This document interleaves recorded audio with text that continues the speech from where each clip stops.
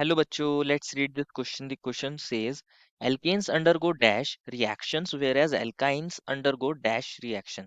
बच्चों इस क्वेश्चन में पूछा गया है कि जो एल्केन्स होते हैं वो कौन सी रिएक्शंस देते हैं और एल्काइंस कौन सी रिएक्शन देते हैं। बेसिकली हमें यही बताना है। तो फर्स्ट ऑफ ऑल बात करते हैं इस क्वेश्चन के की कॉन्सेप्ट के बारे में बच्चों।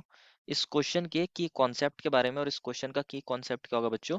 Reactions of alkenes and alkynes, कि एल्केन्स की कौन सी रिएक्शन होती है और एल्काइंस की कौन सी रिएक्शन होती है। बेसिकली हमें ये पता होना चाहिए, reactions of alkenes and alkynes. तो बच्चों अगर हम बात करें एल्केन और एल्काइन की, हम जानते हैं बच्चों एल्केन के अंदर क्या होता है, कार्बन कार्बन के बीच में टोटल यहाँ सिंगल बॉन्ड ही होता है, और जो हमारा कार्बन है वो चारों ही सिग्मा बॉन्ड्स बनाता है। यहाँ पर सारे ही सिंगल बॉन्ड्स बनाता है। फॉर एन एग्जाम्पल, एक एग्जाम्पल लेते हैं एल्केन का, हम जानते हैं, हम ले लेते हैं इथेन।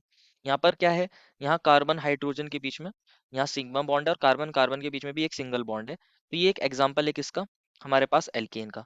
एल्केन का जनरल फॉर्मूला हम जानते ही हैं, CnH2n+2 होता है। और एल्काइन का जनरल फॉर्मूला क्या होता है बच्चों? CnH2n-2। एक एल्काइन ले लेते हैं, एक एग्जाम्पल लेते हैं एल्काइन का, C ट्रिपल बॉन्ड C, और यहाँ पर ये हाइड्रोजन हो, एक हाइड्रोजन हो, यहाँ कोई और ग्रुप्स भी हो सकते थे हाइड्रोजन की प्लेस पर। ये एक जनरल एल्काइन होता है हमारे पास, यहाँ हाइड्रोजन की प्लेस पर कोई और एल्काइल ग्रुप भी हो सकता था। तो ये एल्काइन का एक एग्जांपल है। अगर आप देखोगे यहाँ एल्काइन के अंदर की बेसिकली है क्या, कार्बन कार्बन के बीच में ट्रिपल बॉन्ड है। और अगर आप एल्केन्स को देखते हो तो जो हमारे पास कार्बन की चेन होती है उसमें कार्बन कार्बन के बीच में सिंगल बॉन्ड होता है, क्योंकि यहाँ पर अनसैचुरेशन प्रेजेंट होता है। क्या प्रेजेंट होता है? अनसैचुरेशन प्रेजेंट होता है, पाई बॉन्ड्स प्रेजेंट होते हैं एल्काइन के अंदर। लेकिन हमारे पास जो होते हैं एल्केन्स, ये सैचुरेटेड कंपाउंड होते हैं, इनके अंदर कोई पाई बॉन्ड नहीं होता, पाई बॉन्ड नहीं होता। तो अगर हम बात करें अनसैचुरेशन की वजह से, पाई बॉन्ड की वजह से बच्चों, ये कैसे होते हैं? बेसिकली ये न्यूक्लियोफिलिक नेचर के हो जाते हैं एल्काइंस जो होते हैं। लेकिन एल्केन्स जो है हमारे पास, वो एज सच यहाँ पर कोई न्यूक्लियोफिलिक नेचर एज सच दिखाएंगे नहीं। तो एल्केन्स की और एल्काइंस की जो रिएक्टिविटी है, रिएक्शन है, वो बहुत ज्यादा डिफर करती है। जो हमारे पास एल्केन्स है वो जनरली नॉन रिएक्टिव ही होंगे, लेकिन वो क्या काम करते हैं, जब हम उनकी रिएक्शंस मान लीजिए किसी हेलोजन के साथ करा रहे हैं तो ये सब्स्टिट्यूशन रिएक्शन दे देते हैं। एल्केन्स जो होते हैं बच्चों, एल्केन्स सब्स्टिट्यूशन रिएक्शन दे देते हैं, सब्स्टिट्यूशन रिएक्शन को दे देते हैं, सब्स्टिट्यूशन रिएक्शन को दे देते हैं। इसका एक एग्जांपल है, फॉर एन एग्जांपल, जब हम CH4 को Cl2 के साथ ट्रीट कराते हैं तो H न्यू ले लेते हैं बच्चों। यहाँ क्या करता है, जो क्लोरीन है, वो क्लोरीन क्या करता है बेसिकली, यहाँ CH4 के अंदर हम ऐसे लिख सकते हैं क्या, CH4 को, CH4 को हम ऐसे लिख सकते हैं, इससे ये चार हाइड्रोजन्स अटैच है, चार हाइड्रोजन्स अटैच है इस कार्बन से। एक हाइड्रोजन को क्लोरीन क्या कर देता है, सब्स्टिट्यूट कर देता है। इस हाइड्रोजन को मान लीजिए क्लोरीन ने सब्स्टिट्यूट कर दिया, तो यहाँ पर आ गया होगा क्लोरीन, और बाकी यहाँ हाइड्रोजन है, हाइड्रोजन है, हाइड्रोजन है। तो इस एल्केन ने क्या दिया, बेसिकली सब्स्टिट्यूशन दिया, साथ में यहाँ HCl भी बन जाता है।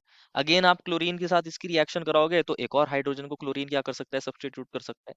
तो यहाँ पर क्या होती है, बेसिकली सब्स्टिट्यूशन रिएक्शन एल्केन्स दे देते हैं, सब्स्टिट्यूशन रिएक्शंस एल्केन दे देते हैं बच्चों। ये फर्दर रिएक्शन हो सकती है आगे। तो कहने का मतलब क्या है कि जो एल्केन्स होते हैं वो सब्स्टिट्यूशन रिएक्शन दे देते हैं, सब्स्टिट्यूशन रिएक्शंस दे देते हैं इजीली। और ये भी फ्री रेडिकल हेलोजिनेशन के थ्रू ये रिएक्शन प्रोसीड होती है।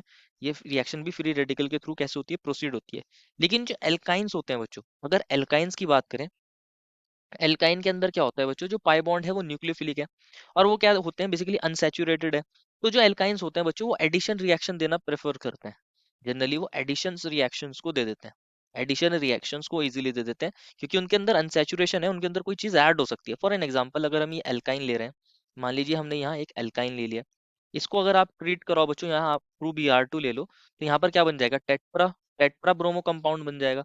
यहाँ पर भी एक ब्रोमीन ऐड हो गया होगा, यहाँ पर भी एक ब्रोमीन ऐड हो गया होगा, यहाँ पर ब्रोमीन ऐड हो गया होगा, यहाँ पर ब्रोमीन ऐड हो गया होगा, और ये हाइड्रोजन, ये हाइड्रोजन।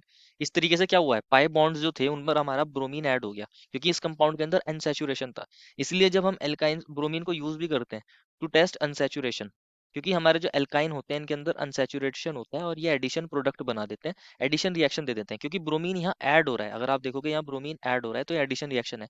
सिमिलरली मान लीजिए हमने ये एल्काइन लिया, ये हाइड्रोजन लिया, यहाँ हाइड्रोजन लिया, और मान लीजिए हम पहले इसमें H2 ऐड कर रहे हैं, कोई कैटलिस्ट ले लिया प्लेटिनम मान लीजिए, तो यहाँ पर पहले एक एक हाइड्रोजन दोनों कार्बन पर ऐड हो जाएंगे, ये एल्कीन के अंदर कन्वर्ट हो जाएंगे। फर्दर आपने H2 ले लिया है, कोई यहाँ पर कैटलिस्ट ले लिया प्लेटिनम, देन अगेन यहाँ पर क्या हो जाएगा, यहाँ पर हाइड्रोजन ऐड हो जाएंगे। तो यहाँ पर क्या होता है, इस रिएक्शन को बोलते हैं कैटेलिटिक हाइड्रोजनेशन। तो यहाँ पर हो क्या रहा है, बेसिकली हाइड्रोजन ऐड हो रहा है, ऊपर ब्रोमीन ऐड हो रहा था। तो एल्काइंस जो होते हैं वो एडिशन रिएक्शन को इजीली दे देते हैं, और एल्केन्स के अंदर सब्स्टिट्यूशन रिएक्शन हो जाती है। एल्केन्स जो होते हैं वो सब्स्टिट्यूशन रिएक्शन को देना प्रेफर करते हैं। तो हमसे यही पूछा जाता है, जो एल्केन्स होते हैं वो अंडरगो सब्स्टिट्यूशन रिएक्शन, एल्केन्स जो होते हैं वो क्या देते हैं, सब्स्टिट्यूशन रिएक्शन देते हैं। और जो एल्काइंस होते हैं वो क्या देते हैं बच्चों, यहाँ पर एडिशन रिएक्शन।